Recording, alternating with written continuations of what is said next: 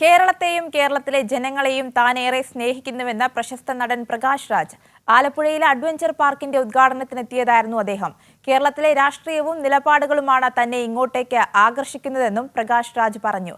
കേരളത്തിലെ രാഷ്ട്രീയ നിലപാടുകളാണ് തന്നെ ഇങ്ങോട്ടേക്ക് ആകർഷിക്കുന്നതെന്നും അതുകൊണ്ടാണ് താൻ കേരളത്തെ ഏറെ ഇഷ്ടപ്പെടുന്നതെന്നും പ്രശസ്ത സിനിമാ താരം പ്രകാശ് രാജ് പറഞ്ഞു. ആലപ്പുഴ കലവൂരിലെ കുളമാക്കി എന്ന അഡ്വഞ്ചർ പാർക്കിന്റെ ഉദ്ഘാടനത്തിനെത്തിയതായിരുന്നു അദ്ദേഹം. இந்த நாடு பிடிக்கும், இங்க இருக்கிற அரசியல் பாலிடிக்ஸ் பிடிக்கும். இப்போ நான் வெளியில போகும்போது என்ன உங்களுக்கு அவ்வளோ பிடிக்கும் கேரளாக்காரங்களுக்கு அப்படின்னு கேட்பாங்க. நான் சொன்ன நடிகனா இல்லை, என்னோட நிலபாடானா. அது எனக்கு ரொம்ப சந்தோஷம். ஸோ என் வைஃப் கூட சொல்லுவா, என்ன இங்கேயே செட்டில் ஆகிடுவீங்க போல இருக்கு நீங்க.